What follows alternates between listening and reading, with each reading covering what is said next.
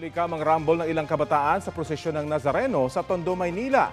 2 ang sugatan sa insidente. 3 naman sa mga sangkot sa rumble ang isinuko ng kanilang mga magulang. Ang mainit na balita hatid ni Jomar Presto. Nauwi sa gulo ang prosesyon ng Nazareno sa bahagi ng Hermosa Street, Barangay 201 sa Tondo, Maynila nitong Lunes ng gabi. Kita sa video na pinagtulungang gulpihin ng ilang kabataan ng isang lalaki na nakaputing t-shirt.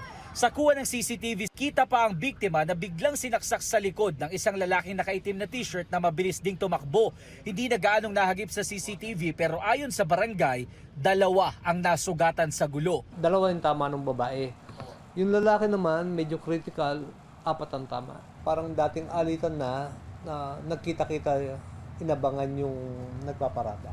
Base sa investigasyon ng pulisya, isa sa mga biktima ay kasali sa prosesyon at umawat lang daw sa gulo. Ayon naman sa barangay, 3 menor de edad na sangkot sa gulo ang isinuko ng kanilang mga magulang. Pasaway po talaga, sir. Mas mapapabuti po siya dun kaysa po dito sa kalsada. Humingi rin daw ng paumanhin ang kanyang anak sa nangyari. Tumanggi muna magbigay ng pahayag ang MPD habang isinasagawa pa ang investigasyon. Patuloy naman na nagpapagaling sa ospital ang 2 biktima. Jomer Apresto nagbabalita para sa GMA Integrated News.